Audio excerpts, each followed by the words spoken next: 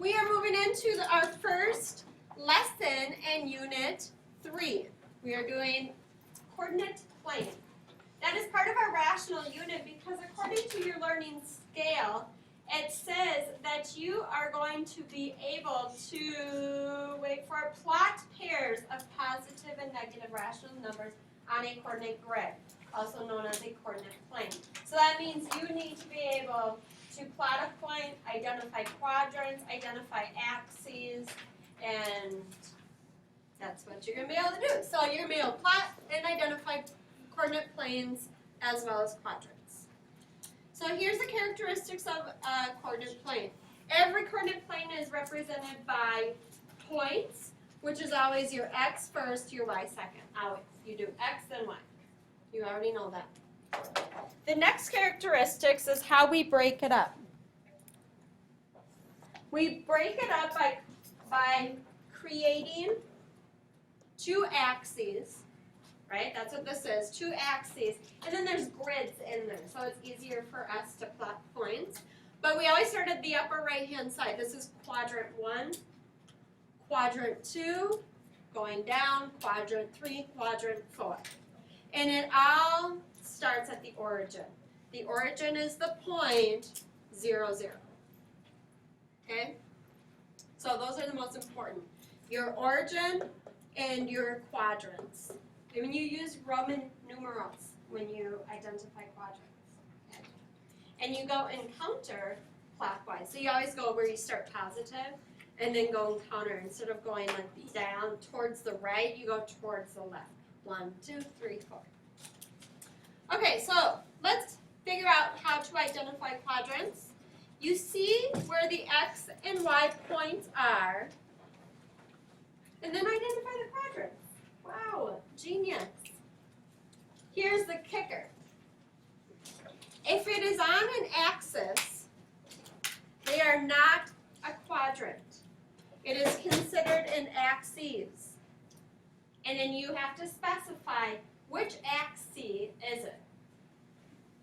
There is the y-axis. Now, axes is the plural form. And there is the x-axis. So, let's say that I said, hey, what quadrant is this point on? You couldn't tell me. You can't say quadrant 1. You can't say quadrant 2. You would have to say it's on an axis. And I forgot to tell you, the x-axis is horizontal, y-axis is always the tall one. So you would say it is on the x-axis. Okay? All right, moving on. There's a nice, easy strategy for identifying quadrants when you're given points. And what I do is make little baby coordinate planes. And you don't have to plot it perfectly. I just make a little baby one, and then I figure out where it would be. So I want to know what quadrant is the point 2, 3 in. I make a little baby coordinate plane, and I say x is 2, so you always start at the center. So that would be to the right. Y is 3. It would be up here, quadrant 1. The next one, I'd make a little baby coordinate plane. X is negative, that's to the left. Y is positive, that's up. That's quadrant 2. And now you don't always have to do that. You could just make one coordinate plane and reference that one coordinate plane multiple times. That's what I do. But notice I am not scaling my coordinate plane. I'm not creating grids. It's just a rough coordinate plane so I can envision the quadrants and the axes. Negative 2, 2. That would mean my x is negative. My y is positive. I would be in here. That's my second axis. Quadrant. Just kidding, quadrant. 7, negative 9. My x is positive over here. My y is negative, falling down. I'd be down here in the 4th quadrant. So 2 strategies for you to do it. You can make one coordinate plane to just constantly reference or make multiple baby coordinate planes. I don't care how you do it. You can also label your quadrants, remembering that it goes in counterclockwise. 0, 6. I'm going to expand this a little bit.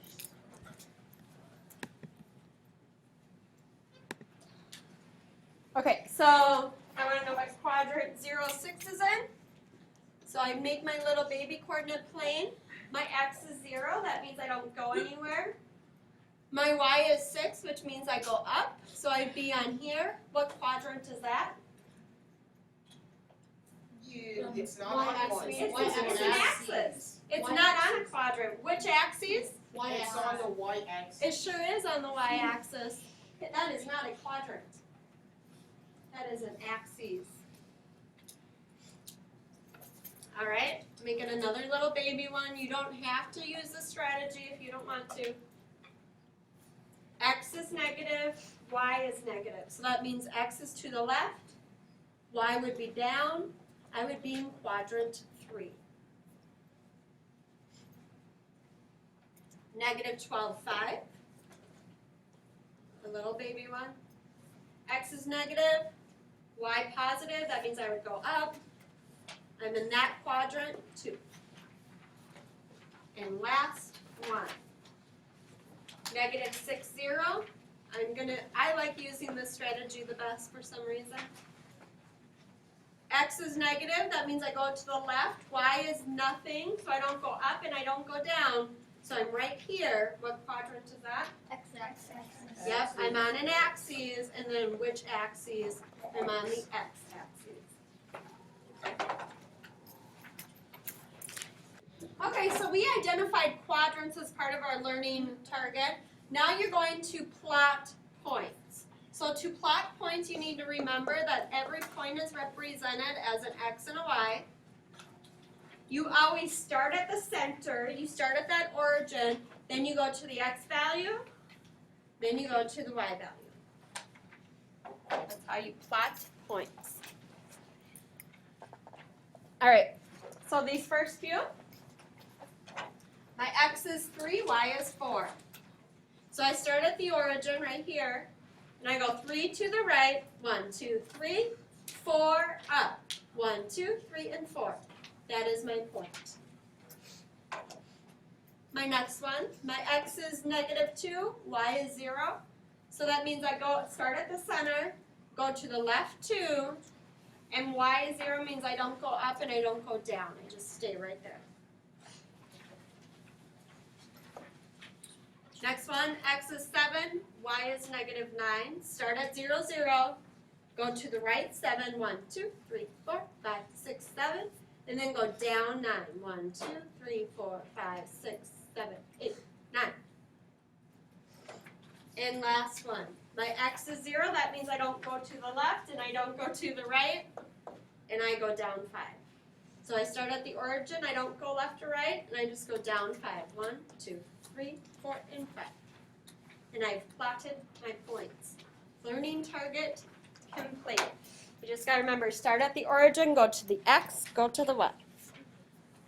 All right, you're going to come across some today. This is part of identifying quadrants. That's what you're going to be doing. So you're given it in a logical sense, a logical situation.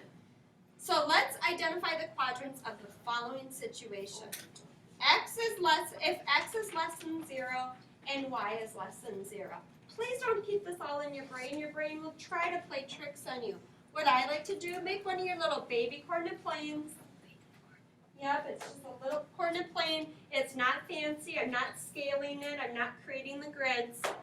And I'm just imagining. If x is less than 0, that means I'd go to the left. Do you agree with that? Yes. If y is less than 0, it means I would go down. So I'm over here. What quadrant is that? That's quadrant 3. Maybe you want to remember your quadrants. 1, 2, 3, and 4. Okay, if now I'm making another baby coordinate plane, and I'm imagining x is bigger than 0, y is bigger than 0. So again, you always start at the origin. If x is bigger means I go to the right. Y is bigger means I would go up. I'm in here. What quadrant is that? Quadrant 1.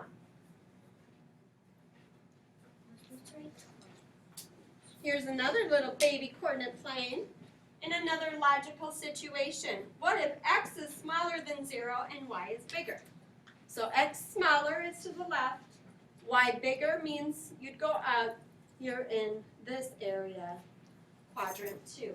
Please know, you can think about this all you want, but a visual is much more helpful. It doesn't take a lot of work to draw a little coordinate plane. It doesn't take a lot of work. Okay, the next one. If x equals 0, what axes would the point be on? So I'm doing the same thing, just a little coordinate plane. X is 0, that means I don't go to the left and I don't go to the right, which means I only go up or down. What axis is that? Y. I would be on the y axis. And then one more. Again, I love drawing my little coordinate planes because it helps me master this so much. If y is 0 means I don't go up and I don't go down. That means I go left or right. What axis am I on? X axis. That seems so hard, but it's actually so easy. And that's it. Recall that we are on a rational unit. Rational means any number you can turn into a ratio or fraction. So, of course, we need to plot points that are rational in nature. So, all you do is estimate. Don't be a perfectionist, please. That's the worst thing you could do here. Don't take out your ruler and measure 2/3 between two coordinate grids. You're just going to, for this one, my x is about 0.6, a little bigger than half. My y is up to 4. So I am a little bigger than half and then up 4. 1, 2, 3, and 4. So my point is about there. And guess what?